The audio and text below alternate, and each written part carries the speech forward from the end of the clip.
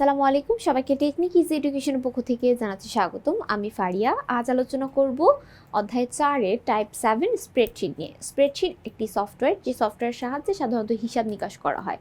আর এই সফটওয়্যার আর একটা নাম হলো মাইক্রোসফট এক্সেল। মাইক্রোসফট এক্সেল বলে আমরা বেশি চিনতে পারি, তার কারণ এই সফটওয়্যারটা মাইক্রোসফট এক্সেল নামে খুবই বেশি পপুলার। আচ্ছা, তো এই সফটওয়্যার দ্বারা কি কি করা হয় বা কিভাবে কাজগুলো করা হয় তার বিস্তারিত আমরা এই টাইপে আলোচনা করব। প্রথম যে কোশ্চেন, সেই কোশ্চেনে বলা হয়েছে স্প্রেডশিট শব্দের আবিধানিক অর্থ কী। স্প্রেডশিটের আবিধানিক অর্থ হলো কি ছড়ানো পাতা, সাদা পাতা, হিসাব করা, রো ও কলাম। আমরা জানি এটাকে ছড়ানো পাতা বা ছড়ানো বড় মাপের ছক করা কাগজ বলা হয়। সো অ্যান্সার হচ্ছে ক। নেক্সট কোশ্চেনে চলে যাব। পরবর্তী কোশ্চেনে বলা হয়েছে নিচের কোনটি স্প্রেডশিট প্রোগ্রামের আইকন। এখানে অনেকগুলো আইকন দেখা যাচ্ছে। এই প্রথম আইকনটা হলো এমএস ওয়ার্ডের, ঠিক আছে। তারপরে দ্বিতীয় যে আইকনটা, এটা হচ্ছে এমএস এক্সেলের।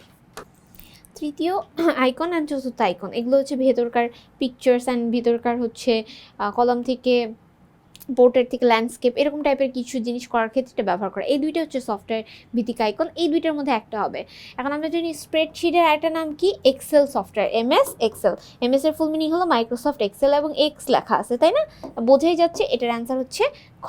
নেক্সট কোশ্চেনে চলে যাব আমরা। স্প্রেডশিট হচ্ছে এক ধরনের কি, এটা কি এক ধরনের সিস্টেম সফটওয়্যার, নাকি এটাকে একটা অ্যান্টিভাইরাস সফটওয়্যার, নাকি এটা একটা অ্যাপ্লিকেশন সফটওয়্যার, নাকি এটা একটা প্রোগ্রামিং সফটওয়্যার? আমরা সবাই জানি স্প্রেডশিট যেহেতু হিসাব নিকাশ করা হয়, আর হিসাব নিকাশ করার জন্য অনেক লেখালেখি করতে হয়, তো আমরা বোঝাই যাচ্ছে এটা একটা কি সফটওয়্যার, অ্যাপ্লিকেশন সফটওয়্যার। আমরা জানি অ্যাপ্লিকেশন সফটওয়্যারের সাহায্যে আমরা লেখালেখি করে থাকি, তার মানে অ্যান্সার হচ্ছে অ্যাপ্লিকেশন সফটওয়্যার। নেক্সট কোশ্চেনে বলা হয়েছে যে এমএস এক্সেল হলো, আচ্ছা এমএস এক্সেল কি, অ্যাপ্লিকেশন সফটওয়্যার। আচ্ছা, তো কি বলা হয়েছে, প্রথম স্প্রেডশিট সফটওয়্যার আবিষ্কার করে কোন কোম্পানি? এটা কি হচ্ছে অ্যাপল কোম্পানি, ইন্টেল কোম্পানি, নাকি মাইক্রোসফট কোম্পানি, নাকি আইবিএম কোম্পানি? আচ্ছা, প্রথম যে ওয়ার্কশিট বলি বা স্প্রেডশিট বলি, যেগুলোর সাহায্যে হিসাব নিকাশের কাজ করা হয়, এটা সফটওয়্যার হিসাবে প্রথম আবিষ্কার করা হয় হচ্ছে অ্যাপল কোম্পানি আবিষ্কার করে প্রথম এই সফটওয়্যারটা, এবং ভিজিক্যাল নামে তারা এটার নামকরণ করে। সো অ্যান্সার হচ্ছে ক। নেক্সট কোশ্চেনে বলা হচ্ছে সর্বপ্রথম তৈরিকৃত স্প্রেডশিট প্রোগ্রামের নাম কি, এই যে ভিজিক্যাল। ওকে, সো অ্যান্সার হচ্ছে ক। তারপর নেক্সট কোশ্চেনে চলে যাব আমরা। স্প্রেডশিট হলো নিচের কোনটা স্প্রেডশিট? আচ্ছা, এমএস এক্সেল একটা স্প্রেডশিট প্রোগ্রামের অন্তর্ভুক্ত, এছাড়া ভিজিক্যাল। অ্যান্সার হচ্ছে 2 ও 3। 2 ও 3 কোথায় আছে? 3-এ। তারপর নেক্সট কোশ্চেনে বলা হচ্ছে স্প্রেডশিটে উপাত্ত বিশ্লেষণ করা যায় কোনটি দ্বারা? আচ্ছা, উপাত্ত বা তথ্য বিশ্লেষণ করা যায় ছবি দ্বারা, গ্রাফ দ্বারা, ফাংশন দ্বারা, তারপর বলা হচ্ছে রিভিউ দ্বারা। সাধারণত আমরা অনেকগুলো তথ্য বা উপাত্তকে একসাথে যোগ, বিয়োগ, গুণ, ভাগ করে থাকি। এর জন্য আমাদের কিন্তু অনেক বড় বড় সূত্র হয়ে যায়। সেক্ষেত্রে আমরা ছোট ছোট ফাংশন আকারে কিন্তু সেটা করতে পারি। ফাংশনের ঘরে কিন্তু আমরা সেই সূত্র প্রয়োগ করে আমরা এই উপাত্তগুলো বিশ্লেষণ করে থাকি। তো অ্যান্সার হবে ফাংশন। নেক্সট কোশ্চেনে বলা হয়েছে নিচের কোন প্রোগ্রামটি সূত্র ব্যবহার করে করা হয়? স্প্রেডশিট আমরা সূত্র ব্যবহার করে থাকি, তো অ্যান্সার হবে স্প্রেডশিট প্রোগ্রাম। স্প্রেডশিটে থাকে কি কি, রো, কলাম, সেল সবগুলোই থাকে। অ্যান্সার হলো সবগুলো, তার মানে অ্যান্সার হলো ঘ। তারপরে নেক্সট কোশ্চেন, স্প্রেডশিট প্রোগ্রামের উপাত্তগুলো কোথায় রাখা হয়? ফাইলে, সেলে, ফোল্ডারে, রেঞ্জে। আচ্ছা, স্প্রেডশিটের প্রোগ্রামগুলো সাধারণত সেলের ভিতরে রাখা হয়, ঠিক আছে। তথ্য বা উপাত্তগুলো এই যে এরকম ছক করা থাকে, এই ছক করা এই ঘরগুলোকে, ঠিক আছে, প্রত্যেকটা ঘর ইন্ডিভিজুয়ালি একটাকে কি বলা হয়? সেল বলা হয়। সেলের মধ্যে এটা রাখা হয়। তারপর পরবর্তী কোশ্চেনে কি বলা হয়েছে? তো পরবর্তী প্রশ্নে কি বলা হয়েছে দেখো, স্প্রেডশিট সফটওয়্যার ব্যবহার করা হয় নির্বাচনের ভোট গণনার জন্য, বাজেট তৈরিতে, নির্ভুল ডকুমেন্ট প্রস্তুতে। আমরা জানি যে কোনো একটা গণনার কাজে যেহেতু ব্যবহার করা হয় স্প্রেডশিট, তার মানে নির্বাচনে ভোট গণনার ক্ষেত্রে ব্যবহার করা হয় এবং বাজেট তৈরিতে ব্যবহার হয়। অ্যান্সার হচ্ছে ক। তারপর নেক্সট কোশ্চেনে চলে যাব। স্প্রেডশিট প্রোগ্রামের বৈশিষ্ট্য কি কি? স্প্রেডশিট প্রোগ্রামের বৈশিষ্ট্য চলো অপশনগুলো দেখা যাক। সূত্র ব্যবহার ভিত্তিক কাজ করা হয়, ছবি সম্পাদনার কাজ করা হয়, গ্রাফ ভিত্তিক কাজ করা হয়। হ্যাঁ, এখানে সূত্রের কাজ করা হয় ও গ্রাফ ভিত্তিক কাজ করা হয়, গ্রাফ চার্ট। তাহলে অ্যান্সার 1 আর 3। 1 আর 3 কোথায় আছে? খতে। অ্যান্সার হচ্ছে খ। নেক্সট কোশ্চেনে চলে যাব। স্প্রেডশিট প্রোগ্রাম প্রয়োগের ক্ষেত্র হলো ল্যাব রিপোর্ট প্রস্তুত করা, আচ্ছা, তাছাড়া এয়ারলাইন্সের রিজার্ভেশন করা, খেলোয়াড়দের প্রদর্শিত খেলা মূল্যায়ন করা, সবগুলো 1 2 3 4 সবগুলো হবে। নেক্সট 178 নম্বর কোশ্চেনে কি বলা হয়েছে, স্প্রেডশিটে ব্যবহার করে আমরা কি কি করতে পারি, উপস্থাপনা করা যায়, গুণ করা যায় নাকি যোগ করা যায়? হ্যাঁ, সবগুলো কাজই এখানে করা যায় এই সফটওয়্যার সাহায্যে। তো অ্যান্সার হবে 1 2 3 সবগুলো, ঘ অ্যান্সার। নেক্সট কোশ্চেনে কি বলা হয়েছে, এমএস এক্সেলের সুবিধা হলো, এমএস এক্সেলের কি কি সুবিধা রয়েছে, বাজার বিশ্লেষণ করা যায়, শর্ত সাপেক্ষে হিসাব করা যায়, দ্রুত রিপোর্ট তৈরি করা যায়। এমএস এক্সেল একটা সফটওয়্যার, যে সফটওয়্যার সাহায্যে বেসিক্যালি হিসাব নিকাশের কাজ করা হয়। তো এটার সাহায্যে কোনো একটা বাজার বিশ্লেষণ বা বাজারের হিসাব নিকাশ করার কাজ করা যাচ্ছে, শর্ত দিয়ে এখানে কাজ করা যায়। অর্থাৎ আমি কোনো জায়গায় ধরো অনেকগুলো ঘর একসাথে, সেল একসাথে যোগ করতে চাই, সেই ক্ষেত্রে আমি ফর্মুলা বা শর্ত ব্যবহার করে হিসাব করতে পারবো। বলেই আছে যে হিসাব করা যায়, তো আমরা বোঝাই যাচ্ছে 1 আর 2 অ্যান্সার হবে, অ্যান্সার হচ্ছে ক। নেক্সট কোশ্চেনে চলে যাব, বলা হয়েছে স্প্রেডশিট সফটওয়্যার তালিকাবদ্ধভাবে ব্যবহার হয়। আচ্ছা, তালিকাবদ্ধভাবে ব্যবহার হয় ডেটা বিন্যাসে, ডেটা বিশ্লেষণে, ডেটা সংরক্ষণে। আচ্ছা, সবগুলোতেই করা যায়, মানে আমি চাইলে একটা ডেটা বিন্যাস করতে পারি, অর্থাৎ ডেটাগুলো তুলে তুলে রেখে দিতে পারি, তারপর হচ্ছে সিরিয়াল করে ডেটা বিশ্লেষণ করতে পারি, সেটাকে আমি সবার সামনে প্রেজেন্ট করতে পারি। তাছাড়া ডেটাগুলো সংরক্ষণ মানে সেভ করে রেখে দিতে পারি, সবগুলো কাজই করা যায়, অ্যান্সার হবে ঘ। হিসাব নিকাশের জন্য কোন সফটওয়্যার ব্যবহার করা হয়, স্প্রেডশিট সফটওয়্যার ব্যবহার করা হয়। স্প্রেডশিটের অনেকগুলো নাম আছে, spreadsheet software, spreadsheet analysis software, ছড়ানো বড় মাপের কাগজ, এছাড়া এমএস এক্সেল বা মাইক্রোসফট এক্সেল বলা হয় এটাকে। তো নেক্সট কোশ্চেন 183 নম্বর কোশ্চেনে বলা হয়েছে এয়ারলাইন্স রিজার্ভেশনের কোনটি ব্যবহার করা হয়। রিজার্ভেশনে কোনো টিকিট রিজার্ভ করার জন্য স্প্রেডশিট সফটওয়্যার দ্বারা তারা কাজ করে থাকে, অর্থাৎ কোনো তথ্য বা কোনো কিছু ইনফরমেশন তারা রিজার্ভ করে রাখার জন্য। নেক্সট কোশ্চেন আমরা চলে যাচ্ছি,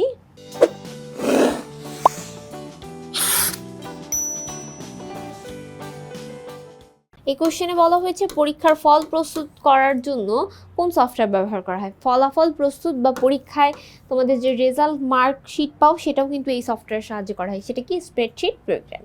তারপরে নির্বাচনে ভোট গণনার জন্য কোনটি ব্যবহার করা হয়।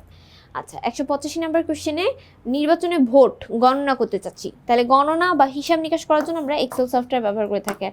অধ্যায়ের নামই হচ্ছে হিসাব নিকাশের জন্য এক্সেল আর লেখালেখির জন্য এমএস ওয়ার্ড, তাই তো? আচ্ছা, স্প্রেডশিট প্রোগ্রামের প্রয়োগ ক্ষেত্র হলো ল্যাব হচ্ছে রিপোর্ট প্রস্তুত করা, এয়ারলাইন্সের রিজার্ভেশন করা, খেলোয়াড়দের ক্রিয়া প্রদর্শন, সবগুলো অ্যান্সার হবে 1 2 3। সো 1 2 3 কোথায় আছে, ঘতে আছে, আই থিঙ্ক এই তো ঘতেই আছে, তো আমার অ্যান্সার হচ্ছে ঘ।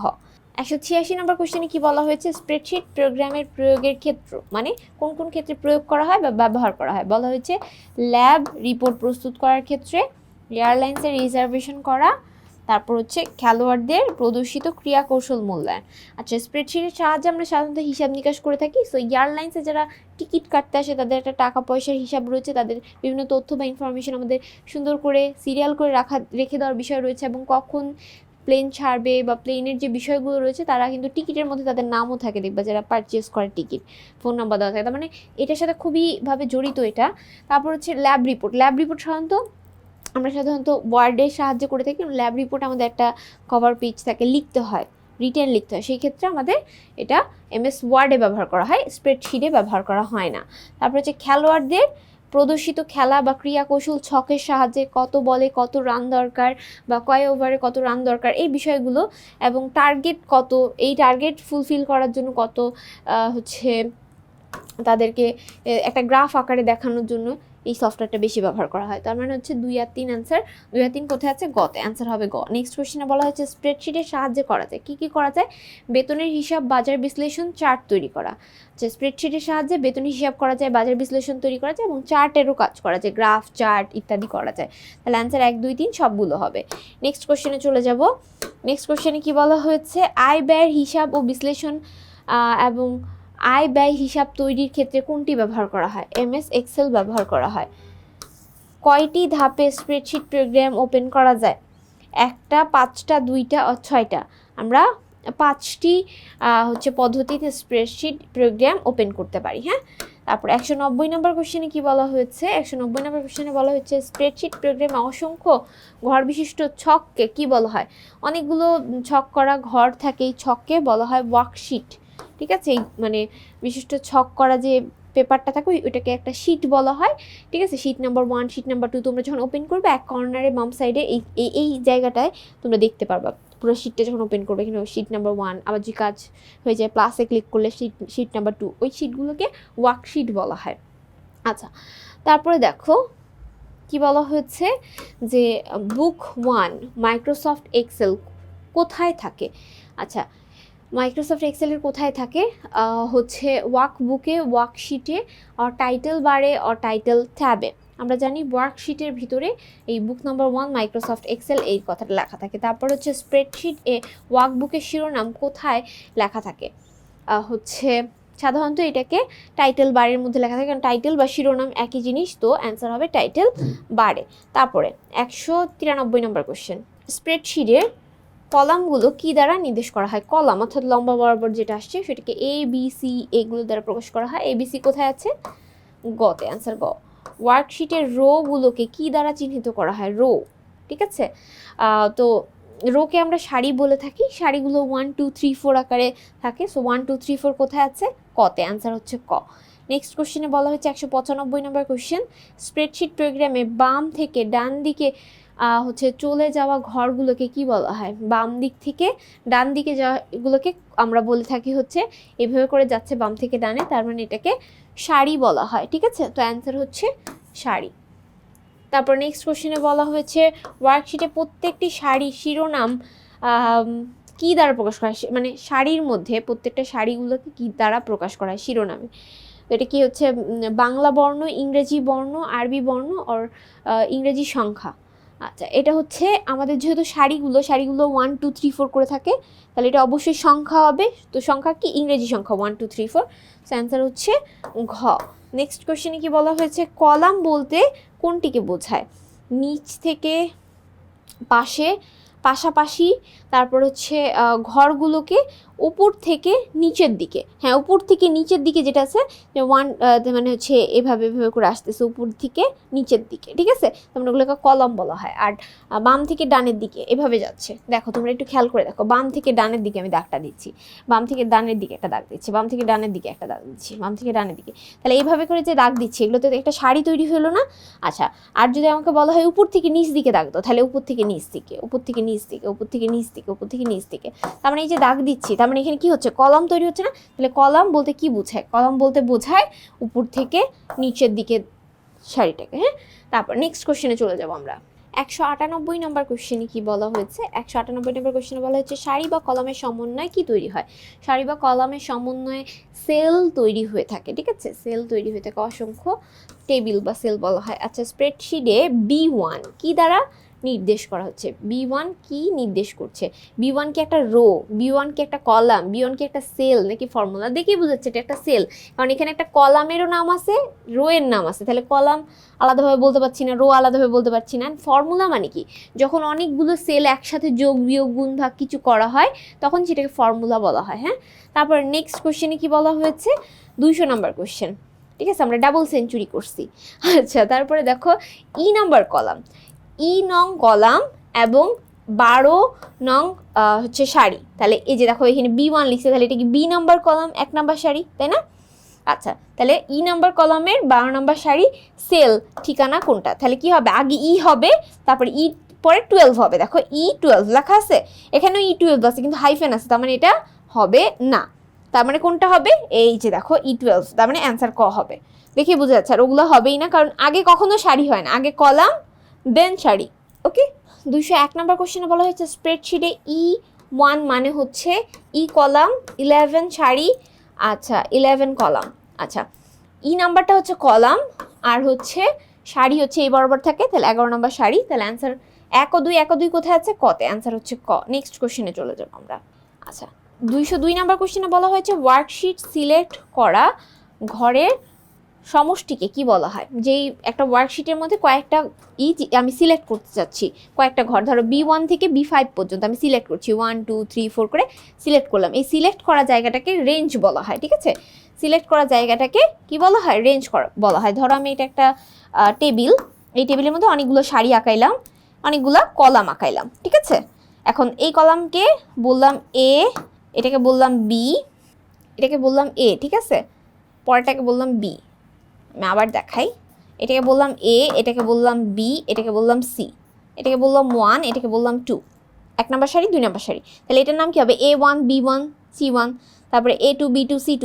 তাহলে আমি বললাম যে সেল নাম্বার A1 থেকে A2, ঠিক আছে, A1 থেকে A2 এইটুকুর মধ্যে যদি বোঝানো হয়, এই যে এটাকে আমি যদি সিলেক্ট করি দুইটাকে একসাথে, তাহলে রেঞ্জ বোঝানো হবে। এখানে কিন্তু আমি এখানে একটা মাইনাস চিহ্ন দিচ্ছি, মাইনাস কখনোই হবে না।